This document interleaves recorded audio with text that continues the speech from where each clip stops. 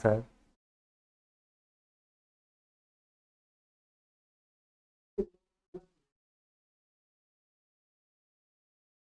नमस्कार साथियों, कैसे हैं सभी? बढ़िया। तैयारी अच्छी चल रही होगी, है ना? आयोग की जो पहली क्लास थी उसमें बहुत सारे हमने आयोग कवर किए। आज की जो क्लास है इसमें और भी ऐसे ही इम्पोर्टेंट आयोग को कवर करेंगे।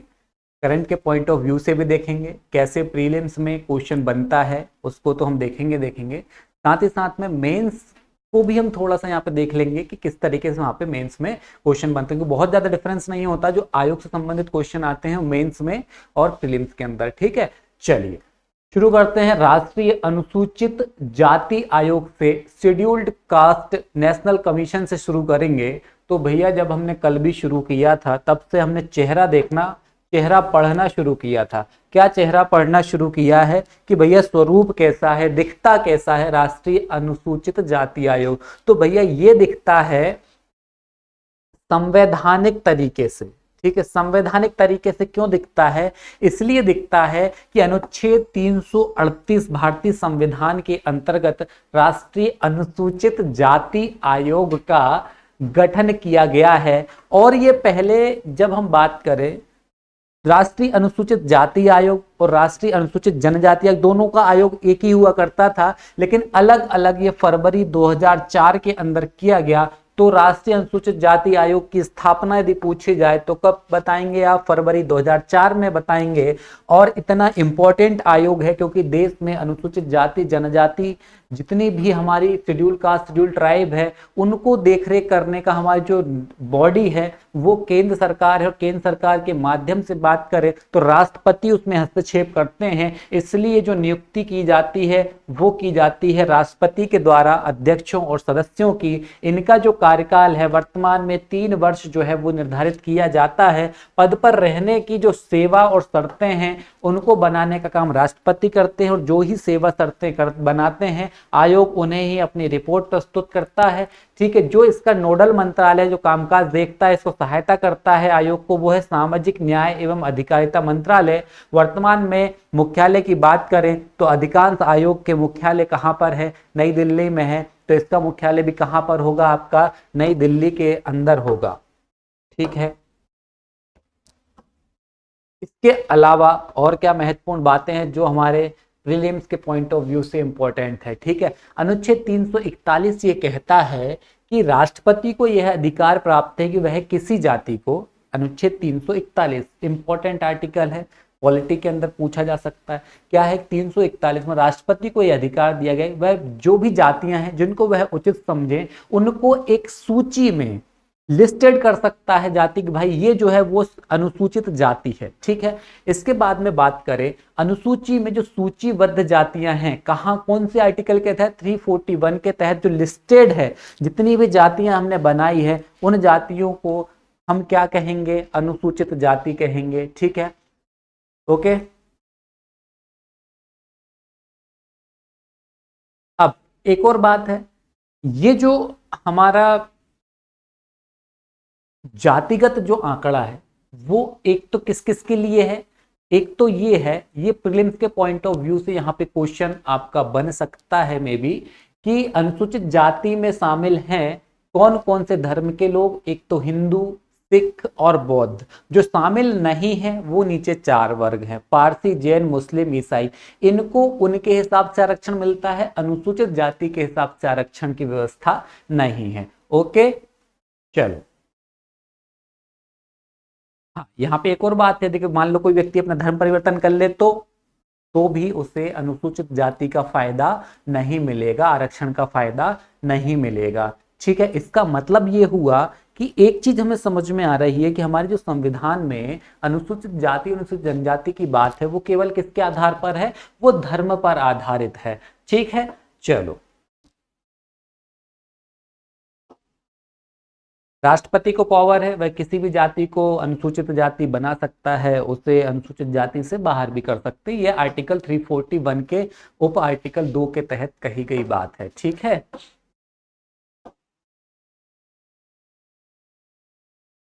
अब एक बात ध्यान में रखना, आर्टिकल 341 में लिस्टेड है जाति। अब अनुसूचित जाति हम किसे कहेंगे उसकी परिभाषा अनुच्छेद 366 के खंड 24 में दी गई है।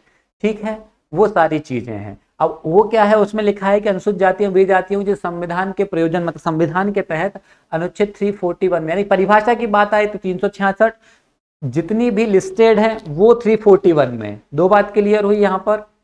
ठीक है, यहाँ पे परिभाषा दी हुई है, उसको देख लेना एक बार। चलो विधिक उपाय देखते हैं कि भाई अनुसूचित जाति जनजाति के लोगों को न्याय दिलाने के लिए, मुख्य धारा में लाने के लिए क्या कुछ चीजें की गई। अस्पृश्यता निवारण अधिनियम 1955, 1976 में इलिया पैरोल समिति की सिफारिश पर इसका जो नाम है वो बदलकर सिविल अधिकार संरक्षण अधिनियम 1955 हुआ।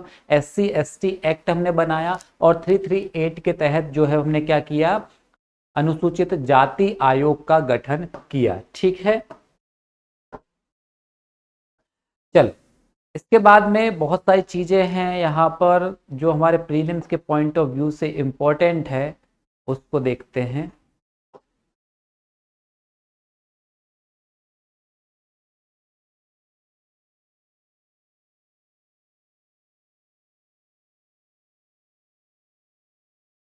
चल अनुच्छेद 338 जो है उसके तहत क्या हुआ, राष्ट्रीय अनुसूचित जाति आयोग का गठन हुआ। और जब भी किसी आयोग का गठन किया जाता है तो उस आयोग में एक तो अध्यक्ष होते हैं और साथ ही साथ क्या होते हैं, सदस्य होते हैं। ठीक है, ये जो है वो स्ट्रक्चर है कुछ इस तरीके का कि भाई टोटल जो है 10 है, एक अध्यक्ष होगा, एक उपाध्यक्ष होगा और 8 जो है वो क्या है, सदस्य हैं। प्रथम अध्यक्ष की बात करें तो प्रथम अध्यक्ष ये कौन से, जब संयुक्त रूप से बना हुआ था तब की बात है, ये है ना, संयुक्त रूप से बना हुआ था तब की बात है। अभी वर्तमान के अंतर्गत जो बात है वो है 19 फरवरी 2004 के बाद की। इनको आप पढ़ लें एक बार जस्ट। संयुक्त जो अनुसूचित जाति और जनजाति के लिए आयोग था उन उसके पहले अध्यक्ष थे SH रामधन। ठीक है, इसको बहुत ज्यादा याद रखने की आवश्यकता नहीं, जस्ट लाइक एक बार दिमाग के अंदर डाल लीजिए। जो हमें याद रखना है वो ये है कि 89वां संविधान संशोधन 2003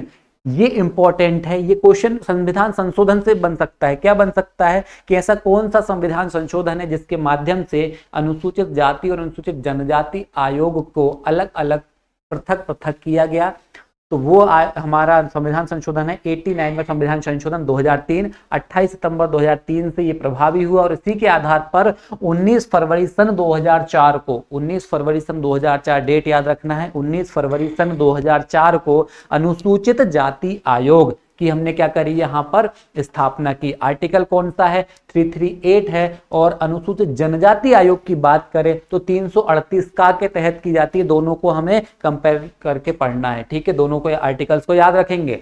इसके बाद बात करें राष्ट्रीय अनुसूचित जाति के कुछ क्षेत्रीय कार्यालय हैं जो कि अपने विशेष क्षेत्रों में आसपास फैली हुई जनजाति के विशेष रूप से उनके अधिकारों को प्राप्त कराने के लिए काम करता है। ठीक है, यहाँ पर देख लेना है, अहमदाबाद, गुवाहाटी, कोलकाता, हैदराबाद, बंगलुरु, लखनऊ, पटना, चंडीगढ़, पुणे, चेन्नई, तिरुवनंतपुरम। ठीक है, अब ये जो इंपॉर्टेंट है कि हमारा मध्य प्रदेश किस क्षेत्रीय परिषद के अंतर्गत आता है।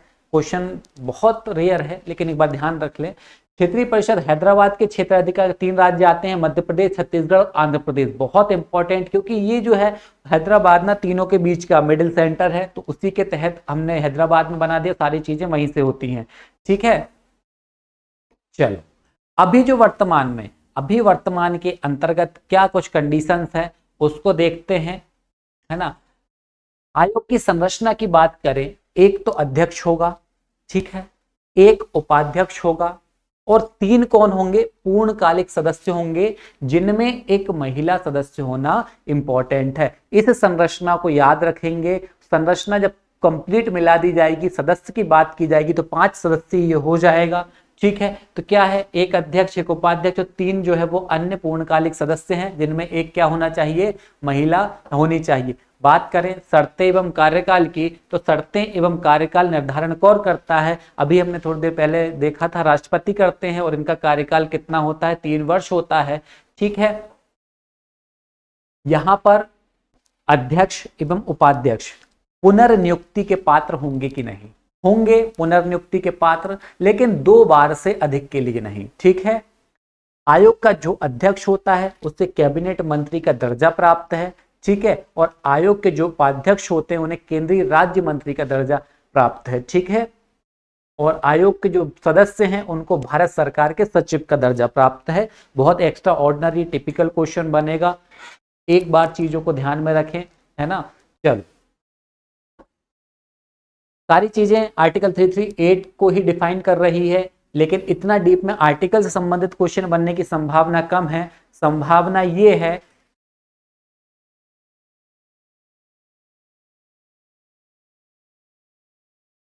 क्या क्वेश्चन है, क्वालिटी कितने क्वेश्चन आते हैं एग्जाम में।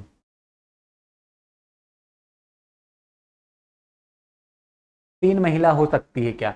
देखो, यहाँ पर न्यूनतम क्राइटेरिया बताया गया, जो 3 सदस्य हैं उनमें से एक महिला होना कंपलसरी है। तीनों महिलाएं भी हो सकती हैं, है ना, सारी महिलाएं हो सकती हैं, लेकिन एक महिला होना आवश्यक है। ये न्यूनतम क्राइटेरिया, अधिकतम क्राइटेरिया नहीं है कि 3 होना या कितना होना। ठीक है। नेक्स्ट क्वेश्चन किसने, प्रशांत पूछ रहे हैं कि भाई पॉलिटी और आयोग के कितने क्वेश्चन आते हैं एग्जाम में। पॉलिटी और आयोग के वेटेज अभी जो है काफी बढ़ गया है। ये मान के चलिए कि हम आयोग वाले सेक्शन की बात करें तो वहां से भी क्वेश्चन पूछे जाते हैं, आपके यूनिट नंबर 5 से भी क्वेश्चन बनते हैं, है ना, और यूनिट नंबर 6 के भी क्वेश्चन बनते हैं। तो जहां पर बात करें कि एवरेज यदि अगर निकाला जाए तो आयोग से लगभग 5 से 6 क्वेश्चन पूछे जाते हैं, है ना। 4 से 5 क्वेश्चन आपके यूनिट 5 से बन रहे हैं पॉलिटी वाले सेक्शन से, और 4 से 5 क्वेश्चन आपके यूनिट नंबर 6 से बन रहे हैं। इस तरीके से हम यदि एवरेज बात करें तो लगभग 15 के आसपास क्वेश्चन जो है वो पॉलिटी का वेटेज बढ़ा है। जब से सिलेबस यूनिट वाइज हुआ है तब से पॉलिटी का वेटेज जो है वो बढ़ गया है। ठीक है। चलो आगे चलते हैं कि आयोग के सदस्यों को भारत सरकार के सचिव वगैरह का जो दर्जा है वो दिया जाता है। इसके जो अध्यक्ष हैं उनको कैबिनेट मंत्री और उपाध्यक्ष को केंद्रीय राज्य मंत्री। ओके, यहां से मैं बता रहा था कि आर्टिकल से संबंधित क्वेश्चन नहीं पूछे जाएंगे। यहां से जो क्वेश्चन पूछा जाएगा वो पूछा जाएगा बेसिकली किसके द्वारा नियुक्ति हो जाती है ना, इनकी जो प्रक्रिया है वो कौन नियमित करता है। तो हम ये भी पहले भी बात कर चुके हैं, जितने भी महत्वपूर्ण आयोग हैं वो उनकी प्रक्रिया किस प्रकार से करेंगे, कार्यों को किस प्रकार से संचालित करेंगे, उससे संबंधित नियम कानून वो स्वयं अपने लिए बनाते हैं आयोग की इंटरनल कार्यविधि के लिए। ठीक है। जो आयोग के कर्तव्य एवं कार्य हैं जो उनको देख लेते हैं। कल जो हमने जो देखा था कि हमारे राष्ट्रीय मानवाधिकार आयोग की बात की थी हमने, है ना, वो सारी हमने जो बात की थी, जितने भी नेशनल लेवल के आयोग हैं वो अपने क्षेत्र के सारे कार्य करते हैं। ऐसे ही ये भी क्या काम करेंगे कि अनुसूचित जाति से संबंधित जितने भी नियम कानून है वो पर्याप्त मात्रा में है कि नहीं है ना, यदि अगर है तो उनका क्रियान्वयन सही हो रहा है कि नहीं, वो प्रासंगिक है कि नहीं, उनमें कौन सा संशोधन किया जाना चाहिए, है ना। कई कानून ऐसे हैं जिनमें हमारे इस तरीके की बातें कही गई है कि भाई कोई यदि अगर अनुसूचित जाति के व्यक्ति के खिलाफ यदि अपराध करता है तो 100 रुपए दंड देना होगा। भाई ये कहाँ का न्याय है, वर्तमान में 100 रुपए में क्या होना है, तो उसमें संशोधन होना आवश्यक है। तो ऐसे जितने भी कानून हैं उनमें क्या काम करते हैं, ये बताते हैं कि भाई ये प्रासंगिक नहीं है, इसको करंट में अपडेट कीजिए। ठीक है, समीक्षा वगैरह करना, ये सारी चीजें। यदि अगर किसी अनुसूचित जाति व्यक्ति के अधिकारों का उल्लंघन हुआ है तो उसकी मॉनिटरिंग करना, यहाँ पर सब चीजें देखना। ठीक है। आर्थिक विकास संबंधी योजनाओं संबंधित सरकार को सलाह देना। ठीक है, ये सब काम है इसके। जागरूकता फैलाना, सरकार को भी जागरूकता, मतलब सरकार को बताते हैं और व्यक्ति को बताते हैं कि आपके क्या अधिकार है। राष्ट्रपति यदि अगर चाहता है कि अनुसूचित जाति संबंधित कुछ अन्य कार्य देना है आयोग को तो वो सब भी यहाँ पर करवा सकता है। ठीक है। चल, इसके बाद में ये बात है कि यदि अगर किसी प्रकार का कुछ ऐसी अपराध हो जाता है तो अपराध यदि अगर हो जाता है तो आयोग या तो शिकायत पर ध्यान दे सकता है, यदि अगर उसके संज्ञान मतलब उसे जानकारी लग जाए कि किसी व्यक्ति के खिलाफ कोई अपराध हुआ है तो वो स्वयं से भी कार्यवाही कर सकता है। ठीक है। जो प्रतिवेदन आएगा वो प्रतिवेदन किसको सौंपेंगे, राष्ट्रपति को सौंपेंगे, और राष्ट्रपति के पास जो प्रतिवेदन आया है वो क्या काम करेंगे, संसद में रखवाएंगे, उस पर वोटिंग होगी कि भाई एक्चुअल में काम सही हुआ था कि नहीं हुआ, ये सारी डिस्कशन होगा। ठीक है। राज्य के मामले में राज्यपाल को सौंप देंगे, वो विधान मंडल के अंदर, विधानसभा के अंदर रखवाते हैं। ठीक है। चलो आयोग की शक्तियां एवं कार्य क्या? आयोग की कार्य हमने देख ली, आयोग की शक्तियां जो है मतलब आयोग को पावर कैसा है, मान लो कोई आयोग ने तो बोल दिया, कोई बात ही नहीं सुन रहा, उसकी तो मतलब ही क्या है फिर उसका आयोग का। तो आयोग के पास जो पावर्स हैं वो सिविल न्यायालय की पावर है, यानी कि वो जुर्माना और अपनी अवमानना से संबंधित गतिविधियों के लिए क्या काम कर सकता है, दंड की व्यवस्था कर सकता है। और ये सारी पावर उसे कहां से प्राप्त होती है, सिविल प्रक्रिया संहिता 1908 से होती है। सारे आयोग को यहीं से ही प्राप्त होती है, लगभग जितने मैक्सिमम आयोग हैं। ठीक है, चलो अब ये जो शक्तियां हैं उन शक्तियों के अंतर्गत इतनी सारी चीजें आती हैं कि वो क्या कर सकते हैं क्या नहीं कर सकते। शिकायत की जांच कर सकते हैं, गवाहों को उपस्थित होने के लिए कह सकते हैं, सबूत बुलवा सकते हैं, दस्तावेज बुलवा सकते हैं, है ना, ये सारी चीजें वो कर सकते हैं। किसी भी पब्लिक कार्यालय से वो फाइल मंगा सकते हैं, भाई इस मामले से संबंधित जितनी भी जानकारी आपके पास है वो हमें पहुंचाइए, ये सारे काम वो कर सकते हैं। ठीक है, ये सारी सारी बातें किससे चल रही है, अनुच्छेद 338 में ही चल रही है। ठीक है, चल अब जो बात करते हैं यहां पर एक नजर में आपके लिए ये चीजें भी लेकर के आया हूं कि अनुसूचित जाति के लिए संवैधानिक जो प्रावधान है वो क्या कुछ है, एक नजर में इनको देख लेना। एग्जाम में आने की पूरी पूरी संभावना है, तो पॉलिटी भी हम यहाँ पर देखते चल रहे हैं साथ में साथ, है ना, जो कि संबंधित है हमारी अनुसूचित जाति से। अनुच्छेद 15(4), 16(4)A और अनुच्छेद 17, ठीक है, और अनुच्छेद 46, ये सारी चीजें एक साथ है।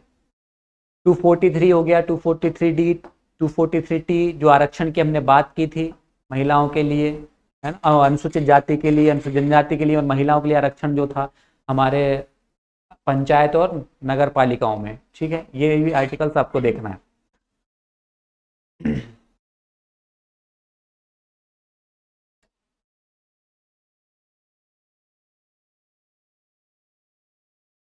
चलिए,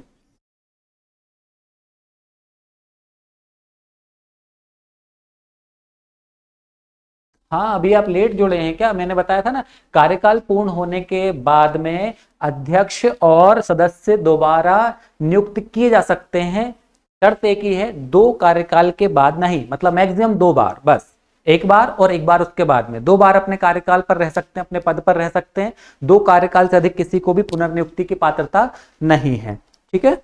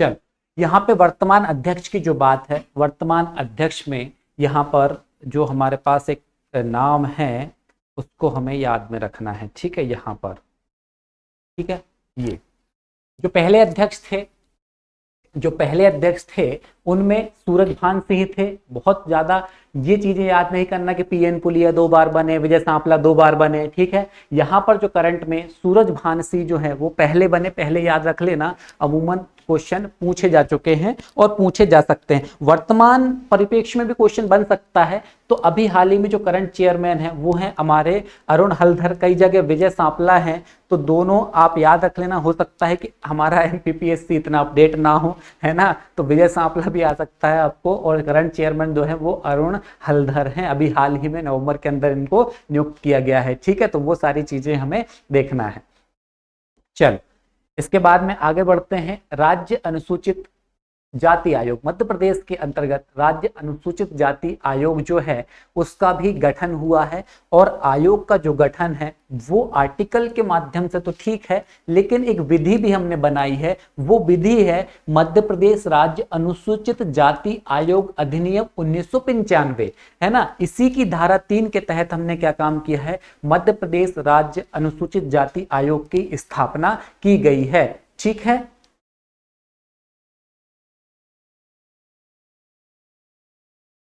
और जो डेट है उस डेट को ध्यान में रखिए, 29 जून सन 1995।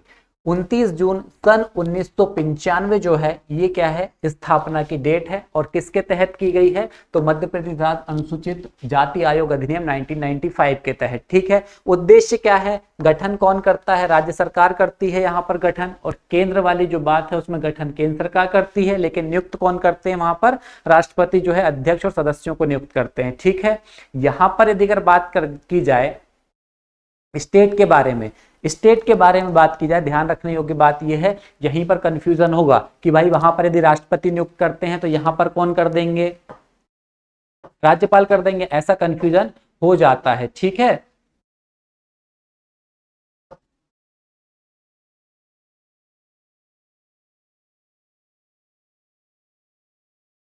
चल, लेकिन यहाँ पर जो अध्यक्ष और सदस्यों की नियुक्ति की बात है, अध्यक्ष और सदस्यों की नियुक्ति की बात है, वो कौन करेंगे, राज्य सरकार करेंगी। स्टेट के मामले में कार्यकाल सेम है, 3 वर्ष का ही है, और अध्यक्ष और सदस्य वापस से बन सकते हैं अध्यक्ष सदस्य, लेकिन 2 बार से अधिक नहीं बन सकते। ठीक है, त्यागपत्र की बात करें तो कौन त्यागपत्र राज्य सरकार को देंगे, जिसने नियुक्ति की है उसे ही त्यागपत्र दिया जाता है, ये बात ध्यान रखें। ठीक है, तो एक याद रख लोगे, उसके बाद कॉन्सेप्ट लग जाएगा कि भाई जिसने नियुक्त की है उसे ही त्यागपत्र देना है। ठीक है, सदस्य एवं अध्यक्ष को कौन हटा सकता है, राज्य सरकार हटा सकती है, जिसने ही उसको नियुक्त किया है। अब जो हटाने के हमारे आधार हैं, जो हटाने के हमारे आधार हैं वो सारे के सारे क्या हैं, ये इस तरीके के हो सकते हैं। ठीक है, जो कि हम अभी तक पढ़ते चले आए हैं पुराने आयोग के अकॉर्डिंग।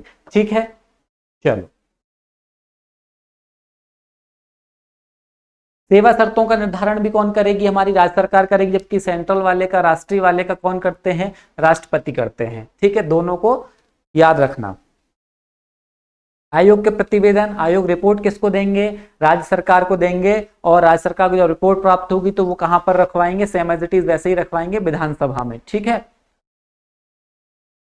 अनुदान कहां से प्राप्त होगा, आयोग को अनुदान राज्य सरकार द्वारा प्राप्त होगा। कामकाज करने के लिए उसके पास पैसा वगैरह होना चाहिए कि नहीं होना चाहिए, तो क्या होगा, कहां से इन्हें पैसा मिलेगा, राज्य सरकार पैसा देगी। ठीक है, आयोग के समय समय पर क्या होगा, लेखाओं की जांच होगी कि भाई इन्हें जो पैसा मिला था वो पैसा सही मद में खर्च हुआ है कि नहीं हुआ, ऐसा तो नहीं घर ले गए अपने, है ना, पैसा सही कामकाज में खर्च इन्होंने किया है कि नहीं किया, वो सब चीजें। ठीक है, और कौन करेंगे जांच, मध्य प्रदेश के महालेखाकार। ठीक है, आयोग के कर्तव्य एवं कार्य सेम आयोग के कर्तव्य एवं कार्य हैं जो कि राष्ट्रीय अनुसूचित जाति आयोग के कार्य हैं, सेम वही के वही यहाँ पर इसके भी कार्य हैं, कुछ भी चेंज नहीं है। ठीक है, आयोग की शक्तियों की बात करें, आयोग की शक्तियों की बात करें तो उसमें क्या है, आयोग की शक्तियों की बात यदि अगर की जाए तो वही सारी शक्तियां हैं, वही सारी शक्तियां हैं जो राष्ट्रीय अनुसूचित जाति आयोग की है ना। वो संपूर्ण भारत के विषय में काम कर सकते हैं, ये राज्य के विषय में काम करते हैं कि राज्य में कहीं भी किसी भी तरीके का काम करना हो, किसी भी प्रकार से किसी भी कार्यालय से कुछ जानकारी प्राप्त करनी हो, राज्य के संबंध में कुछ गतिविधि करना हो, तो सब उसकी चीजें यहां पर ये राज्य के परिप्रेक्ष्य में करते हैं। ठीक है, चलो, नेक्स्ट जो हमारा जो आयोग है, नेक्स्ट जो आयोग है वो आयोग है अनुसूचित जनजाति आयोग, अनुसूचित जनजाति आयोग। ठीक है, अनुसूचित जनजाति आयोग के बारे में क्या डिस्कशन करेंगे, सबसे पहले कि भाई ये है कैसा, है ना, राष्ट्रीय अनुसूचित जनजाति आयोग कैसा है। तो ये है हमारा संवैधानिक आयोग। और संवैधानिक आयोग होने का आधार क्या है? आधार है अनुच्छेद 338 का, यानी कि ए, जिसका मतलब है कि इसके गठन की बात हमारे संविधान में पहले से की गई है। ठीक है, गठन कौन करेगा? इसका केंद्र सरकार करेगी, लेकिन अध्यक्ष सदस्यों की नियुक्ति किसके द्वारा होगी? राष्ट्रपति के द्वारा होगी। संरचना की बात करें तो कैसे हैं? इसमें 5 सदस्य हैं, और 5 सदस्य कैसे हैं? एक अध्यक्ष, एक उपाध्यक्ष और 3 जो है वो कैसे हैं? अन्य सदस्य हैं। सेवा शर्तें एवं पदावधि का निर्माण सेम वैसा ही होगा जैसा कि राष्ट्रीय अनुसूचित जाति आयोग के संदर्भ में हुआ था। सब बातें सेम वैसी की वैसी ही हैं। सेवा शर्तों का निर्धारण, प्रतिवेदन और मंत्रालय कौन होगा और मुख्यालय कहां पर होगा, सब बातें जो है वो कैसी हैं? सेम है। ठीक है,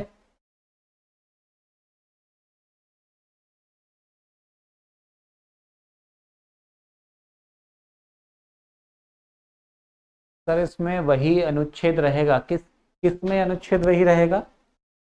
नहीं, यहां पर गठन में अनुच्छेद चेंज हो गया है। गठन में अनुच्छेद 338 ए है, जबकि अनुसूचित जाति आयोग का गठन अनुच्छेद 338 में है, जहां पर चेंज हुआ है। सब आर्टिकल की बात आ गई है, अनुच्छेद 338 ए की बात आई है। ठीक है, ओके, ठीक है।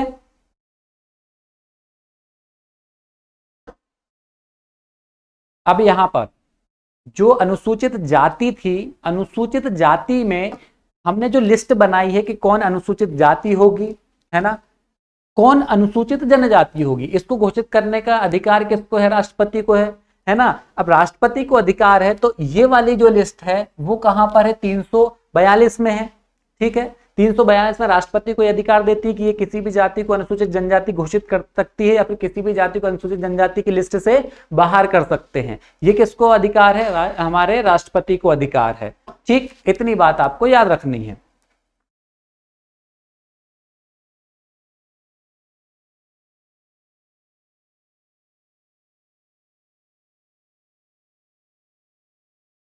सेम वही चीज है। अभी जो आर्टिकल आया था हमारा 366, आर्टिकल 366 में क्या है?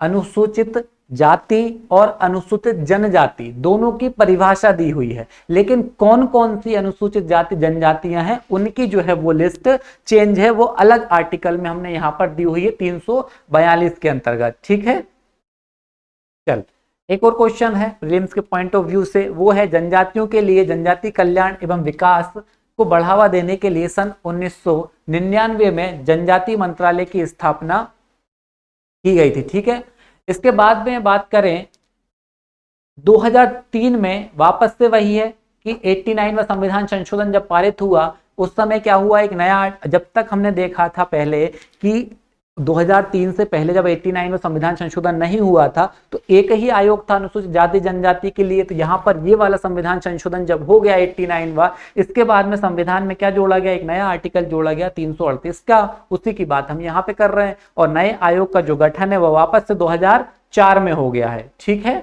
अनुसूचित जनजाति आयोग के क्षेत्रीय कार्यालय कहाँ पे? हमारे भोपाल में है। क्वेश्चन अभी तक बना नहीं है इस टाइप के क्वेश्चन, लेकिन एक बार आप अपने दिमाग में याद रखिए कि ये क्षेत्रीय कार्यालय हमने देखा था कि हमारे यहाँ पे 3 राज्य थे, छत्तीसगढ़, मध्य प्रदेश और आंध्र प्रदेश को हमने हैदराबाद के अंतर रखा गया था, है ना, जब केंद्र बनाए गए थे। तो यहाँ पर क्षेत्रीय कार्यालय कहाँ पर है? राष्ट्रीय अनुसूचित जनजाति आयोग का भोपाल में है। ठीक है, चलिए अब जो भोपाल में है ना, भोपाल की अधिकारिता बहुत बड़ी है। अधिकारिता मतलब उसके अंडर में कौन कौन से क्षेत्र आते हैं? बहुत काफी, जैसे मध्य प्रदेश, महाराष्ट्र, गोवा, कर्नाटक, केरल, है ना, इतने के साथ साथ दादरा नगर हवेली, लक्षद्वीप भी इसके अंतर्गत जो है क्या है, उसकी अधिकारिता आती है कि उसके लिए एक राष्ट्रीय आयोग यही होगा। ठीक है, चलिए इसके बाद में आगे आते हैं नेक्स्ट कि आयोग की संरचना आपको पता है। संरचना में एक महिला सदस्य का होना न्यूनतम आवश्यक है। सारी की सारी महिला भी हो सकती हैं, लेकिन एक तो होना ही चाहिए। ठीक है, सेवा शर्तें वगैरह सब पता है आपको। कार्यकाल 3 वर्ष का यहाँ पर दिया गया है। पुनर्नियुक्ति के पात्र हैं, लेकिन 2 बार से अधिक के लिए नहीं। ठीक है, सेम वही चीज है।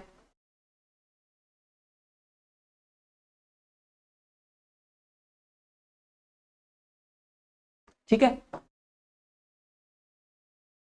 अध्यक्ष को कैबिनेट मंत्री का दर्जा, आयोग के उपाध्यक्ष सदस्यों को उपाध्यक्ष को बात करें तो केंद्रीय राज्य मंत्री का दर्जा, और आयोग के सदस्यों को बात करें तो सचिव लेवल का दर्जा यहाँ पर दिया जाता है। त्यागपत्र किसको सौंप सकते हैं? त्यागपत्र उसी व्यक्ति को सौंप सकते हैं जिस व्यक्ति ने इनकी नियुक्ति की है। तो नियुक्ति किसने की है? राष्ट्रपति को की है, ठीक है, राष्ट्रपति ने की है। इसके बाद हम बात करें, राष्ट्रपति इन्हें अपने पद से, अच्छा, पद से हटाने की जो रीति है ना, वो वहां पर नहीं बताई थी मैंने। कहां पर? अभी अनुसूचित जाति आयोग जब पढ़ा था वहां पे पद से हटाने की रीति नहीं बताई थी, क्योंकि अनुसूचित जाति और अनुसूचित जनजाति दोनों के अधिकारियों को पद से हटाने की सेम रीति है। क्या रीति है? कदाचार के आधार पर। अब कदाचार के आधार की मैंने कल भी बात बताई थी कि जहां पर प्रूफ करने की जरूरत पड़े कि भाई कदाचार आपने सही काम किए कि नहीं किए, इसको प्रूफ करने की जरूरत होगी। अब प्रूफ कौन करेगा? तो प्रूफ करेगा सर्वोच्च न्यायालय। जब सर्वोच्च न्यायालय कह देगा कि आपने अपने पद पर रहते हुए गलत काम किए हैं, तो कौन हटा सकेंगे आपको? राष्ट्रपति अपने पद से जो है आपको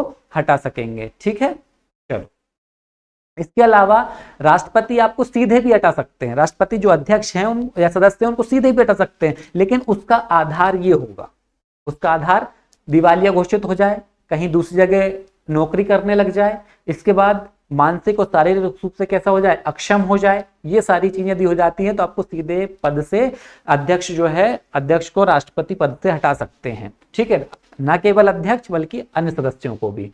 ओके,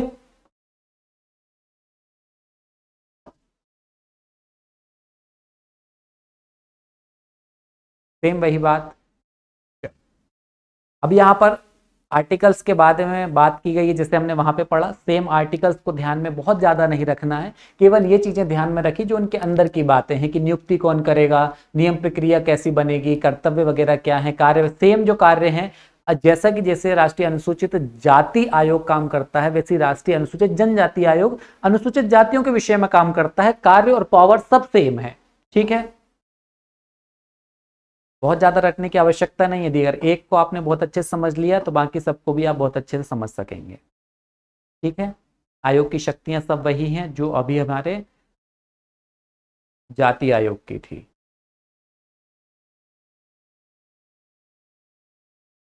प्रावधान भी सेम है, प्रावधान भी सेम है। संवैधानिक प्रावधान अनुसूचित जाति और अनुसूचित जनजाति दोनों के लिए सेम ही है, बराबर ही है, ठीक सारे।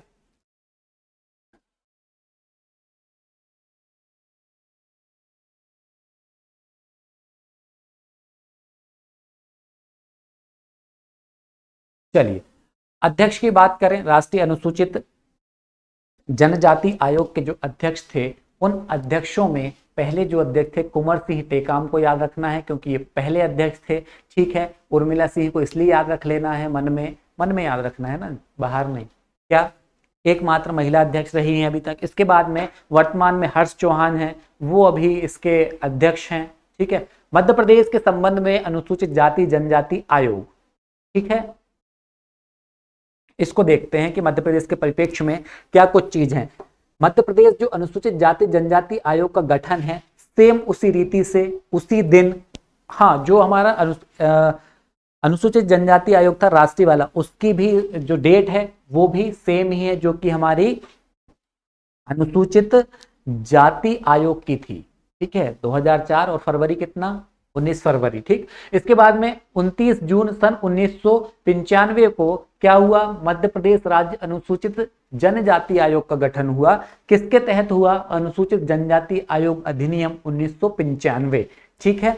चलो, गठन कौन करेगी? राज्य सरकार करेगी। इसके बाद में अध्यक्ष सदस्यों की नियुक्ति सब कुछ वैसा ही है जैसा कि अभी हमने अनुसूचित जाति के बारे में पढ़ा। मध्य प्रदेश राज्य अनुसूचित जाति आयोग के बारे में जिस तरीके से पढ़ा कि गठन कौन करेगा, अध्यक्ष सदस्यों की नियुक्ति कौन करेगा, पद से कौन हटा सकेगा, सब बातें सेम की सेम, वैसी की वैसी है। नियुक्ति राज्य सरकार द्वारा की जाएगी, ठीक है। एक और बात बता दूं, कॉमन जितने भी आयोग हैं उन आयोग का मुख्य कार्यकारी अधिकारी उसका सदस्य होता है, वो सदस्य में से या फिर अध्यक्ष में से नहीं होता। जो सचिव होता है वो मुख्य कार्यकारी अधिकारी होता है। जितने भी आयोग है हमारे, याद रखें कौन होता है मुख्य कार्यकारी अधिकारी? जो सचिव होता है वो, ठीक है। राज्य सरकार ही यहां पर नियुक्त करती है जितने भी कर्मचारी हैं उन सबको। वेतन भत्तों सीमा शर्तों का निर्धारण कौन करते हैं राज्य के मामले में? राज्य सरकार द्वारा करते हैं। कार्यकाल कितना है? 3 वर्ष है। पुनर्नियुक्ति के सेम वही बात है, 2 बार से अधिक नहीं हो सकेंगे। त्यागपत्र किसको मिलेगा? जिसने नियुक्ति की है राज्य सरकार ने, उसी को प्राप्त होगा। कौन हटा सकेंगे? राज्य सरकार हटा सकेंगे। हटाने के अधिकार क्या हैं?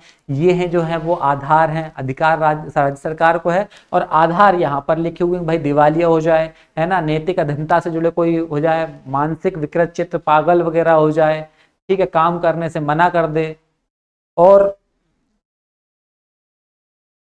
लगातार 3 बैठकों तक उपस्थित होने में भी, ये सारे चीज जो है वो देखना होंगे कि हटाने से पहले। ठीक है। अध्यक्ष सदस्यों की सेवा शर्तों का निर्धारण राज्य सरकार करती है, कब तक आप अपने पद पर बने रहेंगे। अब राज्य सरकार करती है, इसका मतलब ये है कि अभी हम क्या पढ़ रहे हैं कि अध्यक्ष सदस्यों की नियुक्ति 2 बार की जा सकती, 2 बार से अधिक नहीं। हो सकता है कि राज्य सरकार अगले उसमें कुछ और कर दे, एक ही बार कर दे कि पुनर्नियुक्ति के पात्र नहीं है, या फिर राज्य सरकार ये बोल दे कि 4 बार नियुक्त हो सकते हैं। तो ये सब चीजें हैं। ठीक है। आयोग प्रतिवेदन किसको देगा? जो राज्य का हमारा राष्ट्रीय अनुसूचित जनजाति आयोग है, वो राज्य सरकार को रिपोर्ट करेगा, और वो रिपोर्ट में लिए वो सही है कि नहीं है इसकी जांच करेंगे विधानसभा के अंदर। ठीक है। आयोग की प्रक्रिया स्वयं विनियमित करेंगे, बैठक वगैरह जो है अध्यक्ष स्थान तय करते हैं। आयोग के लिए अनुदान कहां से मिलेगा? जो कामकाज चलेगा वो राज्य सरकार की तरफ से अनुदान मिलता है खर्चे चलाने के लिए, अपनी प्रक्रिया संचालित करने के लिए। लेखा परीक्षा वगैरह सब सेम है, जैसा अभी हमने अनुसूचित जाति आयोग के बारे में पढ़ा था कि भाई प्रारूप जो है वो कैसा होगा, राज्य सरकार डिसाइड करेगी। भाई जो आप लेखा पढ़ी जो लेकर के आओगे ना, वो कैसी होगी, किस किस मद में खर्च होगा, सब अलग अलग आपको बताना होगा। इसके बाद में मध्य प्रदेश के महालेखाकार उसकी जांच करने वाले हैं। कर्तव्य एवं कार्य सब सेम है वही, कि भाई जो जितने हमारे संवैधानिक प्रावधान है, नियम कानून है, वह पर्याप्त है कि नहीं है ना। यदि पर्याप्त है तो उनमें क्या संशोधन होने चाहिए, है ना। किसी की शिकायत आई है, किसी के अनुसूचित जनजाति व्यक्ति के अधिकारों का हनन हुआ है, उसने शिकायत की है, तो उन शिकायतों के आधार पर जांच करना। यदि अगर किसी व्यक्ति ने शिकायत नहीं भी की है और आयोग के संज्ञान में आता है कि किसी व्यक्ति पर अपराध हुआ है, तो उसके विषय में स्वतः संज्ञान से भी क्या काम कर सकते हैं, वो एक्शन ले सकते हैं। ठीक है। योजनाओं के क्रियान्वयन को मॉनिटर करना और कौन कौन सी योजनाएं बननी चाहिए, सब राज्य सरकार को बताया जाएगा। ठीक है। अनुसूचित जनजाति आदेश 1950 के तहत वही कि भाई कौन कौन से अनुसूचित जनजाति में किस किस जाति को शामिल करना है ना, किस किस को बाहर करना है, इन सब की सिफारिश राज्य सरकार को देती है। राज्य सरकार जो है फिर वो केंद्र सरकार पहुंचाती है, और वहां पर राष्ट्रपति ही करते हैं। राज्य सरकार के पास पावर नहीं है किसी को अनुसूचित जाति जनजाति में शामिल करने का। ठीक है।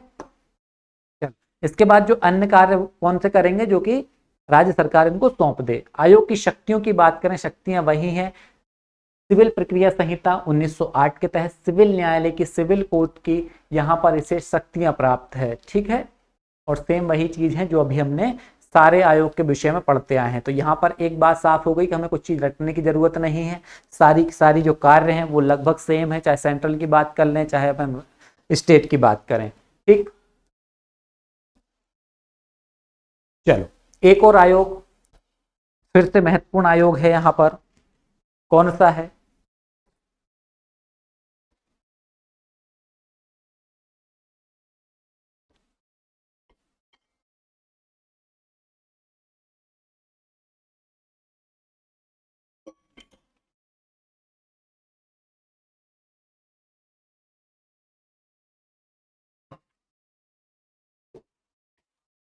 चलो, राष्ट्रीय पिछड़ा वर्ग आयोग। राष्ट्रीय पिछड़ा वर्ग आयोग, राष्ट्रीय पिछड़ा वर्ग आयोग की बात करें, सबसे पहले इसका मुखौटा देख लेते हैं भैया राष्ट्रीय पिछड़ा वर्ग आयोग का, कि क्या कैसा है, ठीक ठाक है कि नहीं है, हमारे काम का है कि नहीं। चलो, कैसा दिखता है राष्ट्रीय पिछड़ा वर्ग आयोग? स्वरूप में दिखता है भैया संवैधानिक। अब ये कुछ समय पहले ही संवैधानिक हुआ है ना। ये संवैधानिक क्यों हो गया है? ये संवैधानिक इसलिए हो गया है कि हमारा जो अभी, चलो पहले यहीं से शुरू करते हैं। वर्तमान में यदि अगर राष्ट्रीय पिछड़ा वर्ग आयोग की बात की जाए, स्वरूप कैसा है? सांविधिक स्वरूप नहीं है, लेकिन इसकी स्थापना जरूर सांविधिक तरीके से हुई थी, क्योंकि पिछड़ा वर्ग आयोग अधिनियम 1993 के तहत 14 अगस्त 1993 को इसकी स्थापना हुई थी सांविधिक तरीके से, किंतु वर्तमान में इसका दर्जा कैसा है, संवैधानिक है। स्थापना विधि के तहत, दर्जा वर्तमान में संविधान में प्राप्त है। इसे क्यों प्राप्त है, क्योंकि 11 अक्टूबर 2018 को 102वां संविधान संशोधन पारित हुआ संसद के अंदर और एक नया अनुच्छेद जोड़ा गया 338 बी खा 338 खा के माध्यम से राष्ट्रीय पिछड़ा वर्ग आयोग को संवैधानिक दर्जा प्रदान किया गया। ठीक है, क्या समझ में आया। स्थापना 1993 में संविधिक तरीके से, वर्तमान में दर्जा संवैधानिक, किस अनुच्छेद के तहत, 338 बी के तहत। कौन से संविधान संशोधन, 102वां संविधान संशोधन अधिनियम 2018 में। इतनी बात याद रखना। संरचना सेम है, जैसी संरचना अभी हमारी अनुसूचित जाति और जनजाति आयोगों में थी, यानी कि 5 सदस्य होते हैं। 5 सदस्यों में से एक सदस्य अध्यक्ष का काम करेगा, एक सदस्य उपाध्यक्ष बनेगा, 3 अन्य सदस्य होंगे और इनमें से एक महिला होना अनिवार्य है। ठीक है, चल सेवा शर्तों का निर्धारण किसके द्वारा किया जाएगा, सेवा शर्तों का निर्धारण किया जाएगा राष्ट्रपति के द्वारा, और इसके बाद में अध्यक्ष और सदस्यों की नियुक्ति किसके द्वारा, राष्ट्रपति के द्वारा। कार्यकाल जो है वो 3 वर्ष है ना। आयु से संबंधित बात नहीं कही गई है। किसको इस्तीफा और कौन पद से हटाएगा, राष्ट्रपति हटाएगा। मंत्रालय कौन है, सामाजिक न्याय एवं अधिकारिता मंत्रालय है, और जिसने सेवा शर्तें बनाई है उसी को राष्ट्रीय पिछड़ा वर्ग आयोग क्या काम करेगा, अपनी रिपोर्ट सौंपेगा। ठीक है,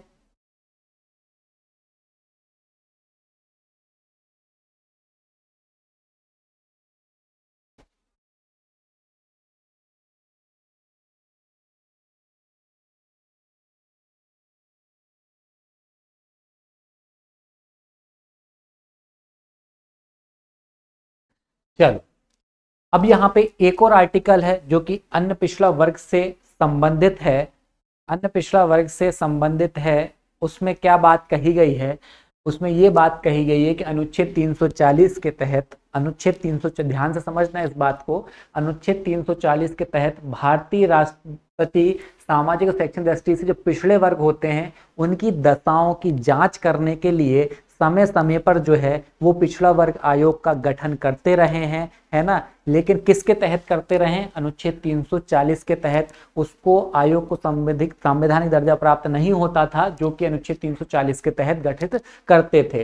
ठीक है, अब 340 में राष्ट्रपति को आदेश प्राप्त था कि वो जांच वांच करने के लिए जो ओबीसी वर्ड है, ओबीसी क्लास है उसके लिए। ठीक है, अब यहाँ पर क्या हो रहा है, जो पहला हमारा प्रथम पिछड़ा वर्ग आयोग है उससे संबंधित क्वेश्चन बनते हैं कुछ। आर्टिकल 340 के तहत प्रथम पिछड़ा वर्ग आयोग का जो गठन था वो 29 जनवरी सन 1953, डेट को याद रखना है। काका कालेलकर को याद रखना है क्योंकि वो उस समय क्या थे, अध्यक्ष थे। ठीक है, और इन्होंने, जो काका कालेलकर थे, इन्हीं के नाम से आयोग का को भी जाना जाता है मोस्टली, कि काका कालेलकर आयोग का गठन कब हुआ। तो ये बेसिकली प्रथम पिछड़ा वर्ग आयोग था जो कि 1953 में आया था। रिपोर्ट संबंधित क्वेश्चन भी बन जाते हैं कि प्रथम पिछड़ा वर्ग आयोग ने अपनी रिपोर्ट कब दी, तो 1955 में दी। ठीक है, ये इसका गठन किसके तहत किया गया था, आर्टिकल 340 के तहत। और संवैधानिक दर्जा किसके तहत मिलता है, 338 बी के तहत। याद रखना दोनों चीजें। ठीक है, फिर इसके बाद में दूसरे पिछड़ा वर्ग आयोग का जो है वो उसका भी गठन 1979 में बीपी मंडल की अध्यक्षता में किया गया था। ओके, इतनी बातें आपको याद रखनी है। ठीक, यहां पर सेम वही बात है, 338 बी के तहत यदि स्थापना हुई है तो उसमें बी में बहुत सारे उप अनुच्छेद होंगे जिनके अंदर बहुत सारी बातें हैं। केवल आपको 338 बी याद रखना है, उसके अंदर 1 2 3 को आप अवॉइड कर सकते हैं, लेकिन एक बार ध्यान में जरूर रख लेना। सामाजिक और शैक्षणिक पिछड़े वर्गों के लिए एक आयोग होगा जो राष्ट्रीय पिछड़ा वर्ग आयोग से ज्ञात होगा, जाना जाएगा। यहाँ पर 338 में ही क्या है, आयोग की संरचना दी गई है। जो आयोग की संरचना आप अभी पढ़ चुके हैं, है ना, कि एक अध्यक्ष होगा, एक उपाध्यक्ष होगा, 3 सदस्य होंगे, जिनमें से एक जो है महिला का होना अनिवार्य है। ठीक है, इसके बाद हम बात करें सेवा शर्तों, जो कार्यकाल का निर्धारण राष्ट्रपति 3 वर्ष वर्तमान में है ना, पुनर्नियुक्ति के पात्र हो सकेंगे केवल 2 बार। ठीक,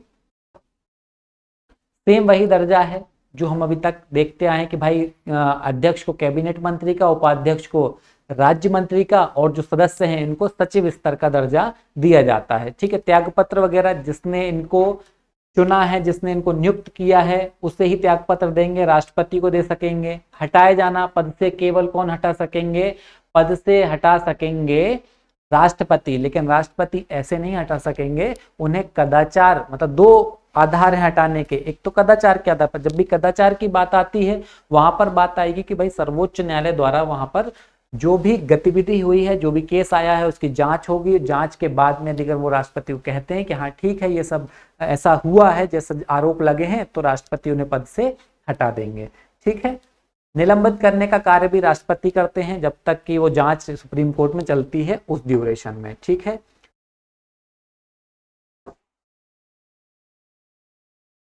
ये सभी सेम आधार हैं जो अभी तक हम देख चुके हैं, जो कि अनुसूचित जनजाति आयोग, जाति आयोग, उनके आधार पर देख चुके हैं। भाई यदि अगर ये सारे के सारे आधार होते हैं तो क्या हो सकता है, उन्हें बिना किसी रिपोर्ट के भी यहाँ पर हटाया जा सकता है। जिनमें प्रूफ करने की जरूरत ना हो, ऐसा यदि अगर कोई कृत्य सामने आता है तो उन्हें बिना किसी जांच के भी हटाया जा सकता है।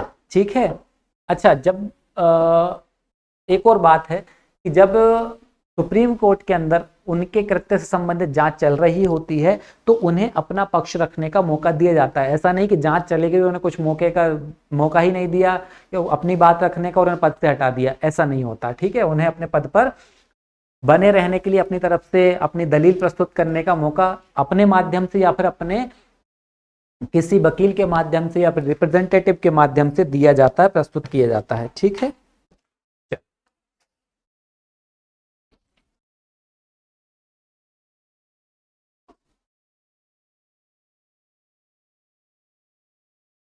यहाँ पे सारी चीजें हो चुकी हैं, है ना। आयोग के कर्तव्य एवं कार्य भी सेम है, आयोग के कर्तव्य एवं कार्य भी सेम है। जैसे अनुसूचित जाति, अनुसूचित जनजाति के कार्य अनुसूचित जाति और जनजाति के परिप्रेक्ष्य में है, वैसे ही अन्य पिछड़ा वर्ग आयोग के कार्य अन्य पिछड़ा वर्ग के संबंध में है। ठीक,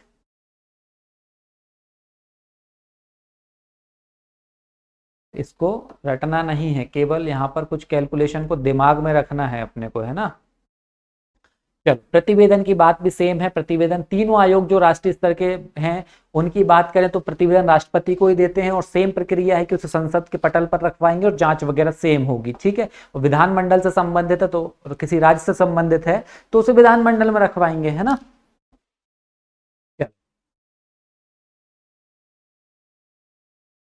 शक्तियां वगैरह सेम वही शक्तियां हैं। सिविल प्रक्रिया संहिता 1908 के तहत दीवानी न्यायालय की सिविल कोर्ट की शक्तियां इसे दी गई हैं। ओके, सेम वही शक्तियां हैं जो अभी हम हमारे अनुसूचित जाति और जनजाति आयोग के शक्तियां और कर्तव्य में देखे थे। ठीक है, वर्तमान अध्यक्ष हंसराम, गंगाराम अहीर, इनको याद रखना है। ये क्वेश्चन अभी तक इस तरह के वर्तमान अध्यक्ष से बने नहीं है, हो सकता है कि इस बार आने की संभावना लग रही है। ठीक है, तो वर्तमान अध्यक्ष ध्यान में रखें। मध्य प्रदेश राज्य पिछड़ा वर्ग आयोग, मध्य प्रदेश राज्य पिछड़ा वर्ग आयोग। ठीक है, मध्य प्रदेश राज्य पिछड़ा वर्ग आयोग की बात करें तो अनुच्छेद 366 के खंड 26C के तहत यह वर्णन है कि कौन अन्य पिछड़ा वर्ग होगा। ठीक है, उसकी परिभाषा दी हुई है।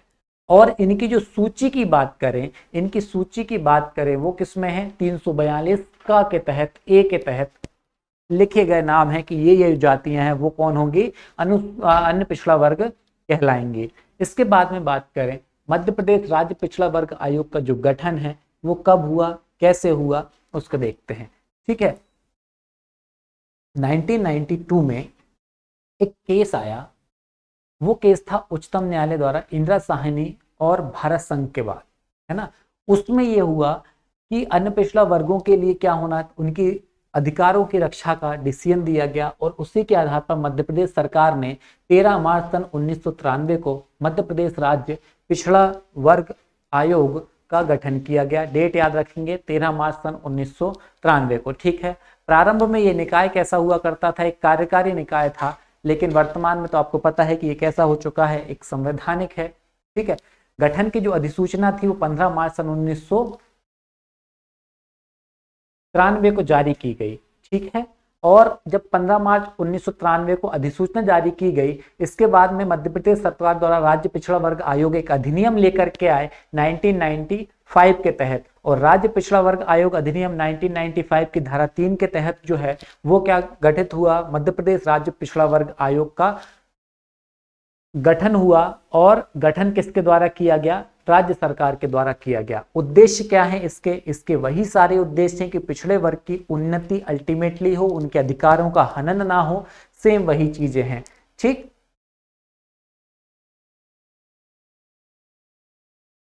अभी क्वेश्चन ये बन सकता है कि हाल ही में मध्य प्रदेश राज्य पिछड़ा वर्ग आयोग अधिनियम 1995 में संशोधन हुए, वर्तमान परिप्रेक्ष्य में उसको संशोधित किया और मध्य प्रदेश राज्य पिछड़ा वर्ग आयोग अधिनियम 1921 लाए, जिसे 3 अप्रैल 2021 से ये लागू है, ठीक है। लागू होने के बाद क्या कुछ परिवर्तन हुए उसको देखते हैं। लागू होने के बाद में क्या हुआ, उसमें संरचना एवं नियुक्ति में कुछ परिवर्तन हुए। संरचना में क्या परिवर्तन हुए कि 5 जो है वो कैसे अशासकीय सदस्य होंगे, यही क्वेश्चन पूछा गया था अभी लास्ट प्रीलिम्स के अंदर, आखिरी जो 2022 का प्रीलिम्स था उसमें ये क्वेश्चन आया था कि मध्य प्रदेश राज्य पिछड़ा वर्ग आयोग में कितने सदस्य हैं, तो 5 जो हैं वो टोटल कैसे सदस्य होंगे, अशासकीय सदस्य होंगे, और इन 5 में से एक को क्या बनाएंगे, हम अध्यक्ष बना देंगे, ठीक है, और एक को उपाध्यक्ष बना देंगे, ठीक है। अब इसमें से कम 2 अन्य सदस्य भी हैं, एक अध्यक्ष और इसके बाद में 2 अन्य सदस्य होंगे, तो कुल कितने हो गए, 3 सदस्य ये हो गया, ठीक है। सेम वही बात है, सारे आयोग जितने भी हैं हमारे, अनुसूचित जाति की बात कर लें, जनजाति की बात कर लें, पिछड़ा वर्ग की बात करें, इनमें महिलाओं का होना आवश्यक है, ठीक है, ताकि उनके सैलरी से भी देखा जा सके। इसके बाद में अध्यक्ष उपाध्यक्ष सदस्यों का कार्यकाल 3 वर्ष है, सेम वैसा ही है, ठीक है। पुनर्नियुक्ति वगैरह 2 बार हो सकती है, 2 बार से अधिक के लिए पात्र नहीं है, ठीक। जब इनकी नियुक्ति जो है वो राज्य सरकार के द्वारा की जा रही है, तो इनके त्यागपत्रों की बात भी करें तो वो किसको प्राप्त होंगे, राज्य सरकार को ही प्राप्त होंगे। सदस्य और अध्यक्षों को किसके द्वारा हटाया जा सकेगा, जिसने इनकी नियुक्ति की है। नियुक्ति किसने की है, राज्य सरकार ने की है। हटाने के आधार वही हैं जो अभी अन्य अनुसूचित जाति जनजाति आयोग में पढ़े कि दिवालिया हो जाए, कहीं और वेतन पे चला जाए, कहीं और पद पर चला जाए, ठीक है। इसके बाद में कुछ मानसिक विकृति संबंधित काम हो, काम करने से मना कर दे, 3 बैठकों तक लगातार जो है वो अनुपस्थित रहे, ठीक है। और राज्य सरकार चाहे कि भैया जो व्यक्ति अभी अध्यक्ष के पद पर है वो काम करने योग्य सही व्यक्ति नहीं है, तो उसे भी पद से हटा सकती है, ठीक। राज्य पिछड़ा वर्ग आयोग के सदस्यों के वेतन भत्ते की बात करें, कौन डिसाइड करता है, तो वेतन भत्ते निर्धारण का जो काम है वो राज्य सरकार करेगी, ठीक है। जो मुख्य अधिकारी होता है आयोग का काम करने वाला, वो आयोग का सचिव होता है, जिसे किसके द्वारा नियुक्त किया जाता है, और कर्मचारी वगैरह सारे के सारे जो है वो हमारे राज्य सरकार के द्वारा नियुक्त किए जाते हैं, ठीक है। आयोग जो अपना प्रतिवेदन है, अपनी जांच है, अपनी रिपोर्ट है, पूरे वर्ष भर उसने क्या काम किए, क्या सलाह दी, कौन कौन से मामले उन्होंने निपटाए, वो सारी चीजें राज्य सरकार को सुपुर्द की जाएगी और राज्य सरकार उसकी जांच कीगी कि हाँ भाई ये काम सही हुआ था कि नहीं, तो विधानसभा में रखे जाएंगे। आयोग की प्रक्रिया, आयोग काम कैसे करेगा, तो आयोग स्वयं के द्वारा बनाई हुई प्रक्रिया से काम करेगा, ठीक है। बैठक वगैरह कहाँ होगी इसका निर्धारण कौन करता है, अध्यक्ष ही सामान्यतः करता है, ठीक है। और आयोग के जितने भी आदेश होते हैं, जितने भी निर्णय होते हैं, उन पर सभी आदेश पत्रों पर किसके सील साइन होते हैं, आयोग के सचिव के सील साइन होते हैं, ठीक है। इसके बाद बात करें आयोग को पैसा कहाँ से मिलता है अपनी कार्यवाही करने के लिए, तो राज्य सरकार के द्वारा, ठीक है। लेखा परीक्षा होती है, जो पैसा दिया गया वो सही मद में खर्च हुआ है कि नहीं, सब सेम बातें हैं। कर्तव्य और कार्य भी सेम है, है ना। बस बात ये है कि अभी जो हमने थोड़ी देर पहले राज्य अनुसूचित जाति या जनजाति आयोग देखे, वो वहां पर राज्य अनुसूचित जाति जनजाति वर्ड आ जाएगा, यहाँ पर उनकी जगह केवल पिछड़ा वर्ग आएगा। ठीक, बाकी सब सेम होने वाला है, वैसा के वैसा ही।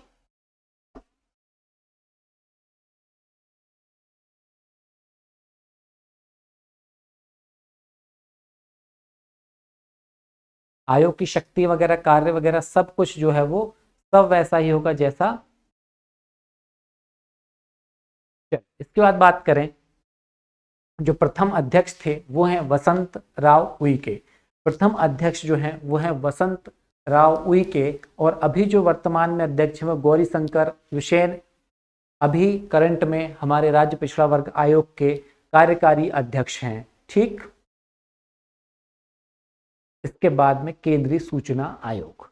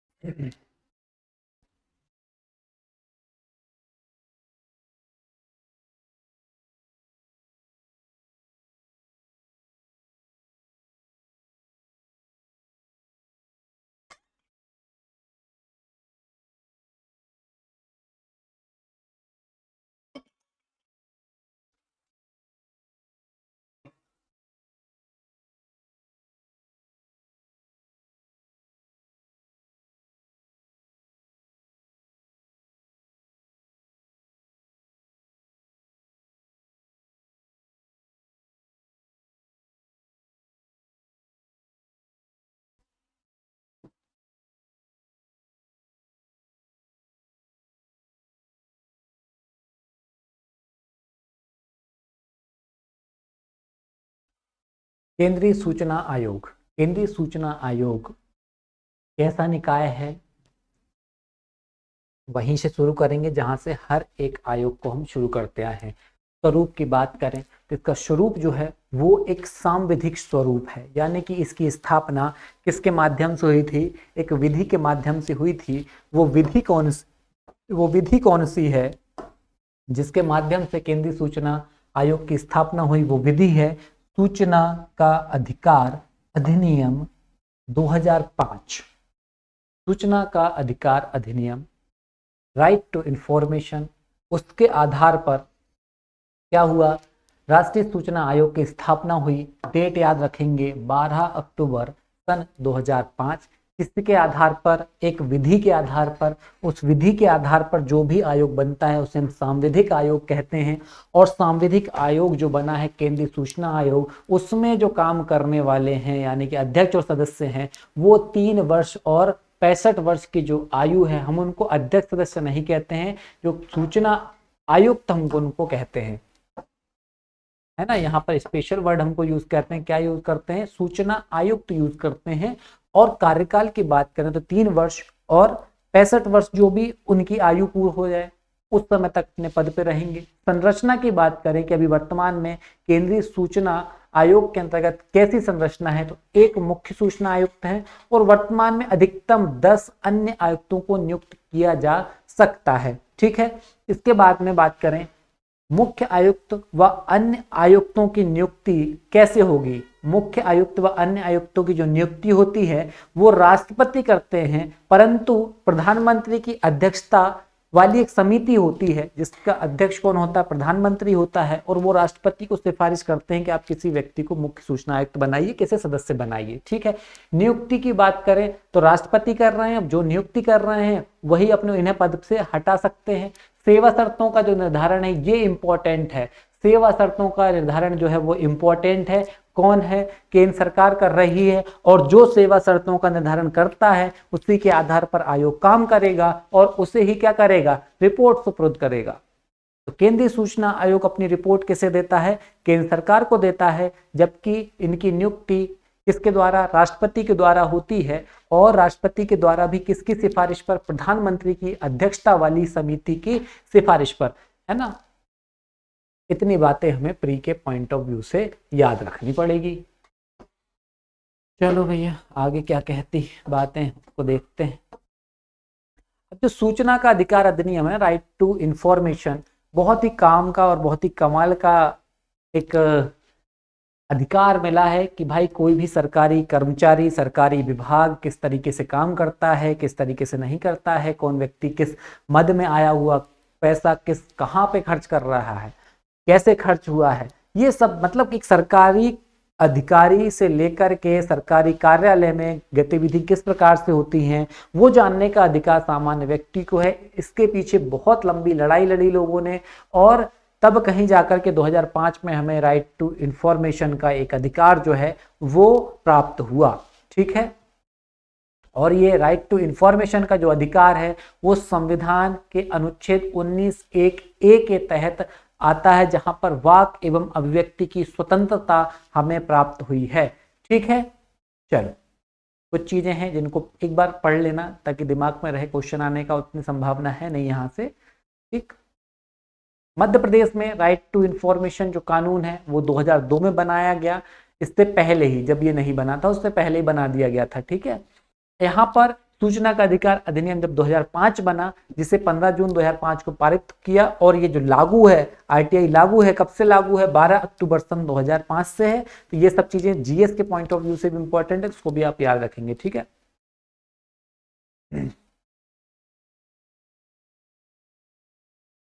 सूचना के अधिकार अधिनियम को वर्तमान परिप्रेक्ष्य में अपडेट किया गया है 1 अगस्त सन 2019 के अंतर्गत। मुख्य प्रावधान क्या है इस अधिनियम के, उनको आपको पढ़ लेना है। ठीक है,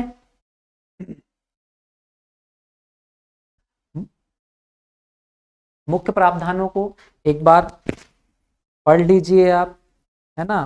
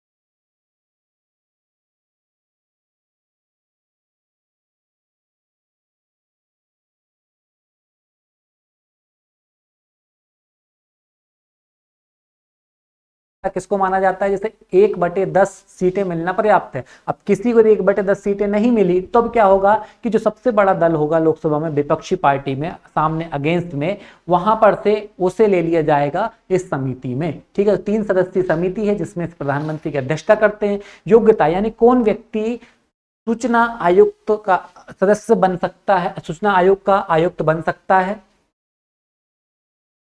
सार्वजनिक जीवन का पर्याप्त अनुभव होना चाहिए, मतलब ऐसा व्यक्ति नहीं जो कि मतलब घुसा हुआ हो, केवल वो लोगों के बीच रहता हो, लोगों की समस्या को समझता हो, सार्वजनिक जीवन में उसने कुछ अच्छा अनुभव हो उसे। ठीक है, वह विधि, विज्ञान, तकनीकी, समाज सेवा, प्रबंधन, पत्रकारिता, जनसंचार और प्रशासन के क्षेत्र का उसे अनुभव होना आवश्यक है। ठीक है, शर्तें क्या शर्तें हैं, संसद मतलब की बात करें कि राजनीति में व्यक्ति नहीं होना चाहिए, ना तो वो संसद हो सकता ना ही वो विधायक हो सकता, अगर वो है तो सदस्य नहीं बन सकता।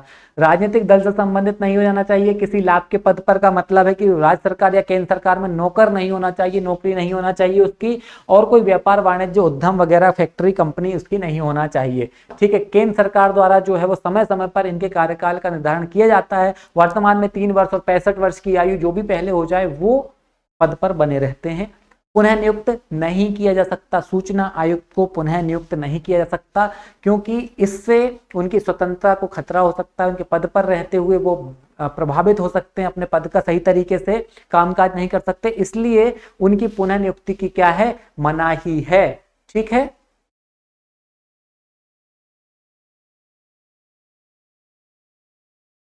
चल इसके बाद हम बात करें पद मुक्ति, मतलब कि उन्हें पद से कौन हटा सकेंगे। पद से कौन हटा सकेंगे, पद से हटा सकेंगे हमारे राष्ट्रपति। अब राष्ट्रपति पद से कैसे हटा सकेंगे, वही सारे आधार हैं, दिवालिया हो जाए, पागल हो जाए, काम करने से मना कर दे, शारीरिक मानसिक रूप से हीन हो जाए, चरित्रहीनता के अपराध में दोषी हो जाए, है ना। इसके बाद में कदाचार, और ये मामले में डायरेक्ट हटा देते हैं, दिवालिया हो गया, घोषित हो गया भाई। क्यों, अच्छा ऐसा क्यों कि दिमाग में नहीं आया कि भाई कुछ आधार ऐसे हैं यहाँ पर राष्ट्रपति डायरेक्ट हटा दे। मैंने पहले ही बताया कि जिन मामलों में जांच करने की आवश्यकता नहीं है, दिवालिया हो गया, दिवालिया घोषित कौन करेगा, न्यायालय करेगा, तो जांच हो चुकी है ना। शारीरिक मानसिक रूप से असमर्थ कौन है, असमर्थ कौन घोषित करेगा, भाई मेडिकल उसको सर्टिफिकेट मिलेगा ना, तो हो चुका पहले से। चरित्रहीनता के अपराध में दोषी पाया गया, दोष सिद्ध हो गया, दोष सिद्ध कौन करेगा, न्यायालय करेगा। अब न्यायालय की फिर से जांच की आवश्यकता है क्या, नहीं है, तो राष्ट्रपति सीधे हटा देता है। जहां पर जांच की आवश्यकता है वहां पे सुप्रीम कोर्ट जो है वो जांच करता है। ठीक है, चलो सेवा शर्तें वगैरह जो निर्धारण है वो केंद्र सरकार द्वारा किया जाता है सब कुछ। प्रतिवेदन कहाँ सौंपते हैं, ये अपना वार्षिक प्रतिवेदन जो है वो केंद्र सरकार को सुपुर्द करते हैं, केंद्र सरकार उसको संसद में रखवाती है। कार्य क्या करते हैं, ये कार्य असल में काम क्या है, आयोग का दायित्व है वह किसी व्यक्ति से प्राप्त जानकारी एवं शिकायतों का निराकरण करे। मान लो आपने आईटीआई लगाई और आईटीआई के माध्यम से आपको कुछ गड़बड़ी समझ में आती है, आपको आईटीआई सही से प्राप्त नहीं होती, आपको सूचना सही से नहीं मिलती, तो आप यहाँ पर बता सकते हैं आयोग को कि मैंने फलाने कर्मचारी से फलाने कार्यालय से जानकारी मांगी थी, उन्होंने मुझे सही जानकारी नहीं दी, भ्रामक जानकारी दी, तो आप कृपया इस पर कार्रवाई करें। तो ऐसी कार्रवाई होती है। ठीक है, जन सूचना अधिकारी की नियुक्ति ना होने का कारण, मान लो किसी क्षेत्र में जन सूचना अधिकारी है ही नहीं तो उसकी नियुक्ति। ठीक है, कोई ऐसी जानकारी जिसको देने से मना कर दिया गया हो, वो सारी चीजें। अब जो 30 दिन का टाइम पीरियड है उसके अंदर जानकारी नहीं मिली तो सारी शिकायतों का यहाँ पर जो है वो निवारण करना है। आरटीआई से संबंधित जितनी भी शिकायतें हैं प्राप्त होती हैं उनमें यदि अगर कोई कार्रवाई नहीं हुई तो यहाँ पे अपील के माध्यम से इनके पास हम जा सकते हैं और यहाँ पर सारी की सारी कार्रवाई वो करते हैं। जितने भी अभी तक हमने आयोग पढ़े सभी को सिविल प्रक्रिया संहिता है ना 1908 के तहत कौन से सिविल न्यायालय की शक्तियां प्राप्त हैं। ठीक, और काम क्या हो सकते हैं, वही सारे काम हो सकते हैं। भाई ये गवाहों को उपस्थित होने के लिए कह सकता है, ये किसी दस्तावेज को प्राप्त करने के लिए काम कर सकते हैं, ये किसी हलफनामे पर साक्ष्य प्राप्त करते हैं, पब्लिक रिकॉर्ड को बुला सकते हैं, है ना, किसी न्यायालय से या कार्यालय से कुछ जरूरी दस्तावेज अपने पास बुला सकते हैं। ठीक है, ये सारे के सारे जो काम हैं वो कर सकते हैं जो कि एक न्यायिक गतिविधि में किसी भी कार्यवाही को करने में सक्षम है। ठीक, इसके बाद बात करते हैं मुख्य सूचना आयुक्त जो प्रथम बने वो बने वजाहत हबीबुल्ला, और वर्तमान की हम जो बात कर रहे हैं वो है अभी करंट में श्री हीरालाल सामरिया। ठीक है, श्री हीरालाल ये नहीं है, यशवर्धन कुमार सिन्हा अभी नहीं है, इनको ये जो है वर्तमान में है, हमारे करंट अपडेट है हीरालाल सामरिया का, ये कौन है, अभी हमारे मुख्य सूचना आयुक्त हैं। ठीक,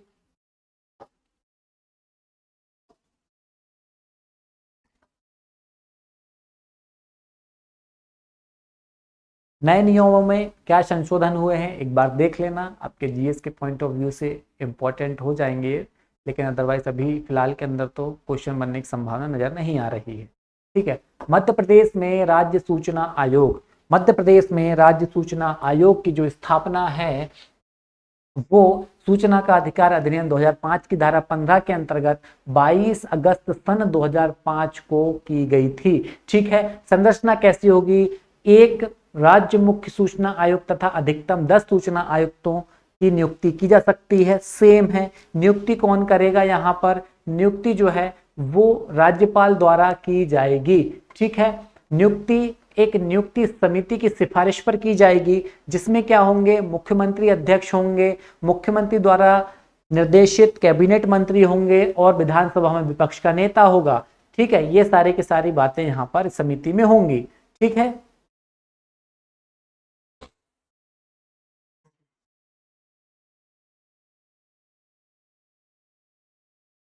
सेम योग्यताएं वगैरह सारी की सारी वही है कि उसे सूचना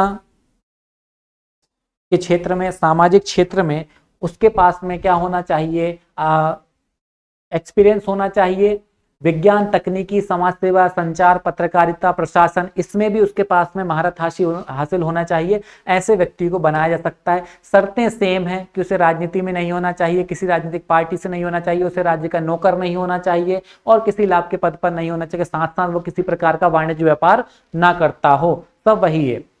पदावधि एवं शर्त जो है वो सेम है, यानी कि साथ साथ कार्यकाल भी सेम है, 3 वर्ष और 65 वर्ष का। ठीक है, जो हो जाए। पुनर्नियुक्ति के पात्र यहां पर भी ये नहीं है।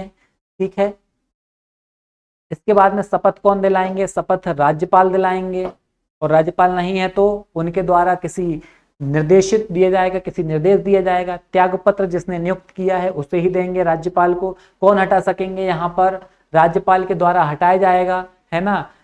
ऐसे मामले जिनमें उन्हें सीधे हटा सकते हैं उनमें राज्यपाल सीधे हटा देंगे, और ऐसे मामले जिनमें उन्हें हटाने के लिए, कदाचार के मामले जिनमें उन्हें हटाने के लिए क्या चाहिए, जांच की आवश्यकता हो, सुप्रीम कोर्ट जांच करेगा आर्टिकल 145 के तहत, और यदि वो सही पाए जाते हैं तो पद से राज्यपाल उन्हें हटा देंगे। ठीक है, सेवा शर्तों का निर्धारण कौन करेगा, इनके सेवा शर्तों का जो निर्धारण है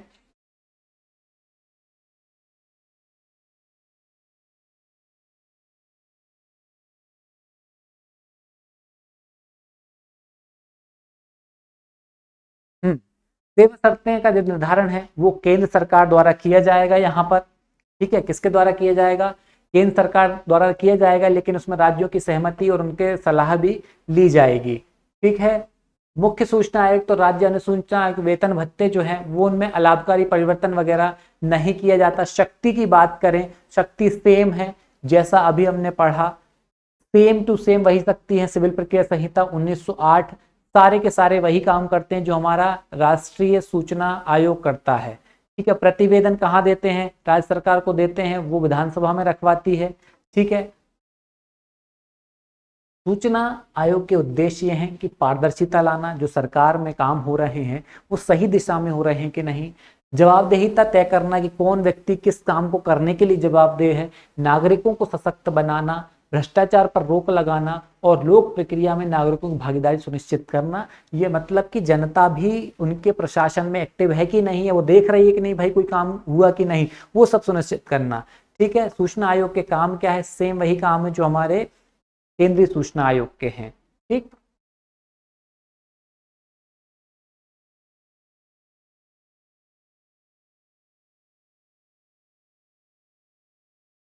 अपील, जब हम कहीं से किसी कार्यालय से सूचना मांगते हैं तो ये नियम है आरटीआई 2005 में कि हमें 30 दिन के अंदर प्राप्त हो जाएगी। यदि 30 दिन के अंदर प्राप्त नहीं होती है तो हम जो है क्या काम करते हैं, प्रथम अपील करते हैं, मतलब कि हम जो लोक सूचना अधिकारी है उससे ऊपर लेवल के अधिकारी के पास कि हमें सूचना प्राप्त नहीं हुई।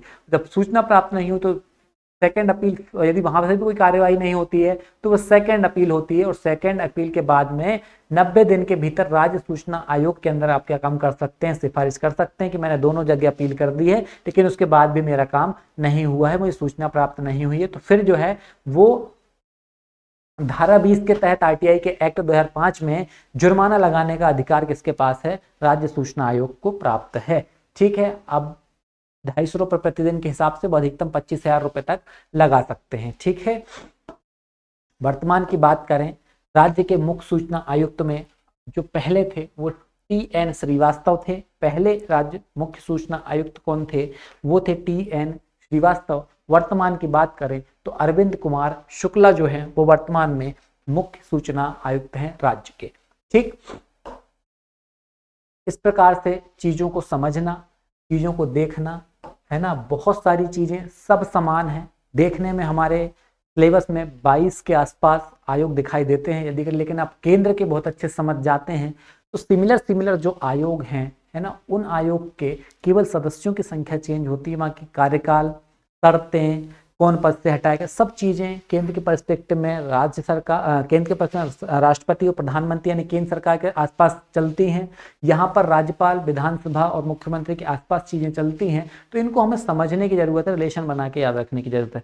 ठीक है, आज के लिए इतना ही काफी है, मिलते हैं जल्दी से, और बाकी के जो बचे हुए हमारे आयोग हैं यदि अगर कुछ रह जाते हैं, मुझे लगता है शायद ऑलमोस्ट हमने सारे कुछ कवर कर लिए हैं, और यदि अगर इसके अलावा कुछ मुझे अपडेट ऐसी लगती हैं कि इनमें आपको देना आवश्यक है तो वो अपडेट मैं जल्दी से आपके लिए किसी भी वीडियो में आपको बना करके दे दूंगा। यदि अगर कुछ हो सकता है कि कहीं आयोग में चेंजेस हुए हैं या फिर कोई अध्यक्ष वगैरह ऐसा रह गया है कि जो मेरी नज़रों में भी नहीं आए कि भाई चेंज हुए हैं, तो उनको भी हम कवर कर लेंगे। ऑलमोस्ट अपडेटेड ही हैं सारी चीज़ें, है ना, सारे अध्यक्ष वगैरह हमने। चलिए ठीक है, धन्यवाद।